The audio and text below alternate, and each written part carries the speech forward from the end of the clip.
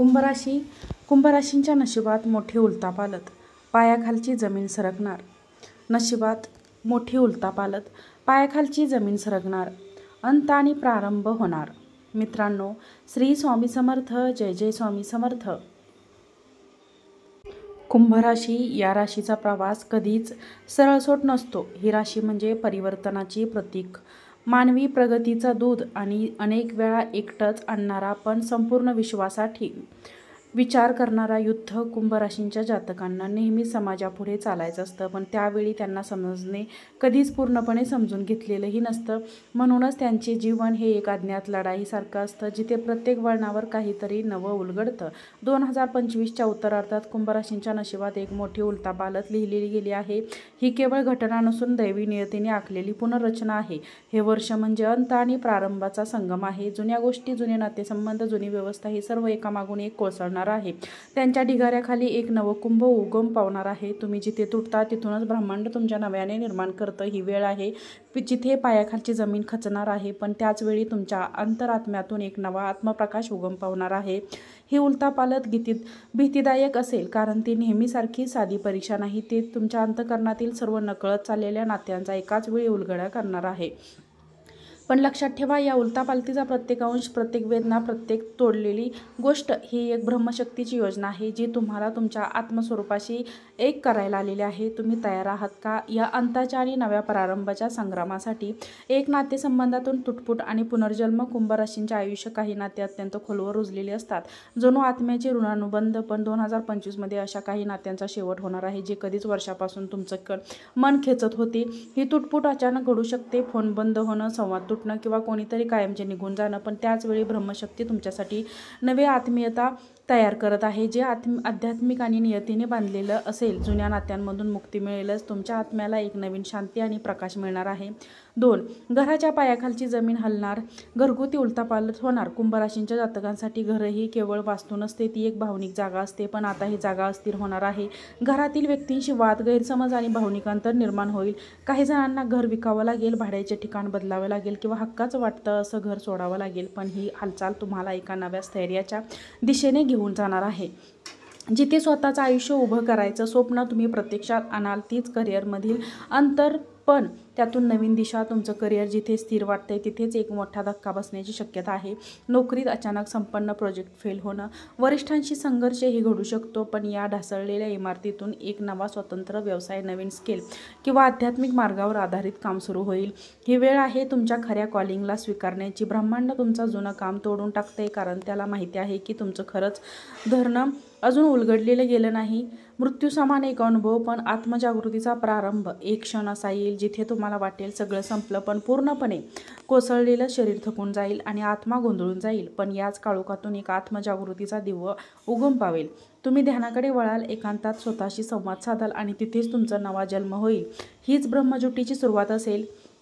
ग्रहस्थितीचा परिणाम. शनी आणि राहूचे महायोग तुमच्या आयुष्य हादरवून टाकतील. शनी तुमच्यावर कर्तव्याची परीक्षा घेईल आणि जे खरे आहे त्यांना अधिक मोठ्या उंचीवर नेऊन राहू तुम्हाला स्वतःच्या भीतीशी सामना करायला भाग पाडेल. पण त्यामुळे तुम्ही अधिक शक्तिशाली बनाल. या दोघांच्या शक्तीमुळे तुमचा दृष्टिकोन पूर्णपणे बदलणार आहे आणि तुमचं आयुष्य एकदम वेगळ्या मार्गावर वळणार आहे.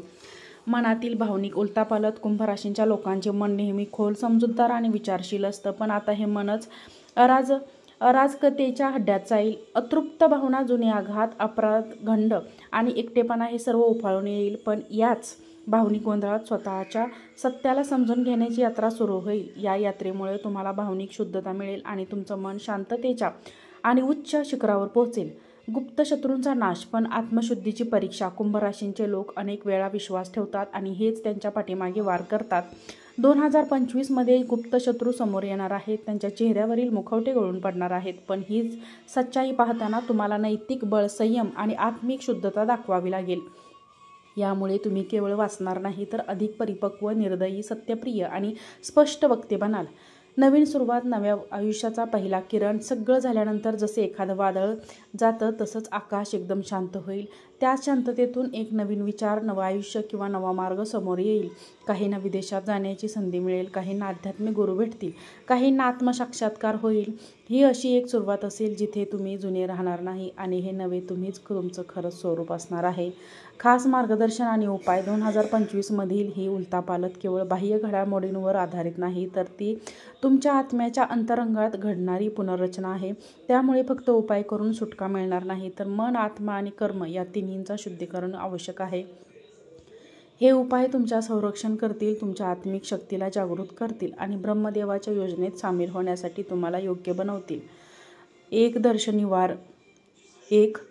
दर शनिवारी हनुमान चालीसा 11 वेळा जप करा. हनुमानजी केवळ शक्तीचे प्रतीक नाही, तर शक्तीच्या कृत दृष्टिकोनाला नियंत्रित करणारी दिव्य ऊर्जा आहेत.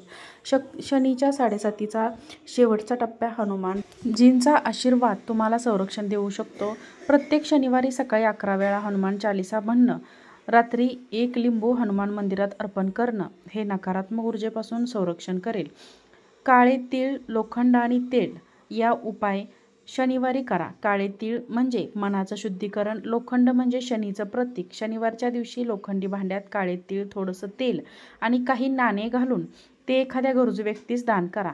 यामुळे तुमच्या जीवनातील कर्माचे भोग कमी होतील आणि तुम्हाला आध्यात्मिक प्रगतीचा मार्ग दिसेल. 3. गुरुचे मार्ग शोधा, आत्मदिशा सापडेल. कुंभ राशींच्या जातकांचे जीवन इतके गुंतागुंतीचे असते की त्यांना आध्यात्मिक गुरुची दिशा फार गरजेची असते.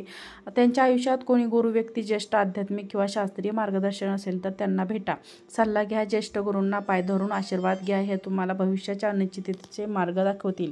दररोज तुळशीला नमस्कार करा आणि एक नामजप ठरवा.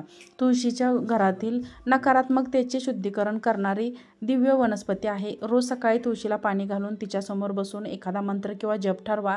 उदाहरण, ओम नमो भगवते वासुदेवाय नमः, ओम गण गणपते नमः, ओम नमः शिवाय. हे जग तुमच्या मनातील गोंधळ, अस्थिरता आणि भीतीला शांत करतात.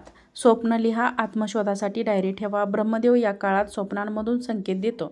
दररोज सकाळी उठल्यावर लगेच रात्रीचे स्वप्न लिहा. हळूहळू त्यातमधून एक गोड संदेश उलगडत जाईल.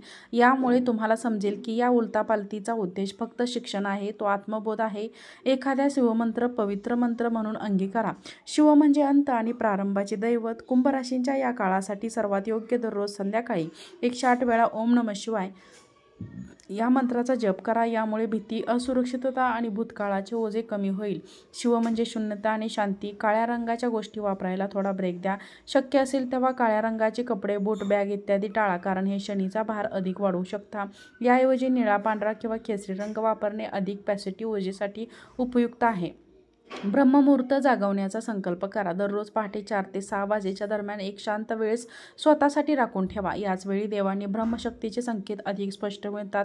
ध्यान, श्वसन किंवा एखादी शांत स्तोत्र ऐका आणि रोज 15 ते 30 मिनिटं हा वेळ तुमचा पुन्हा आयुष्याची दिशा बदलू शकते. एक अंतिम आणि विशेष मंत्र नकारात्मकतेपासून संरक्षण करतो, शत्रूपासून वाचवतो आणि आत्मविश्वास जागवतो. दररोज 11 वेळा हे मंत्र उच्चारत असताना स्वतःची कल्पना करा.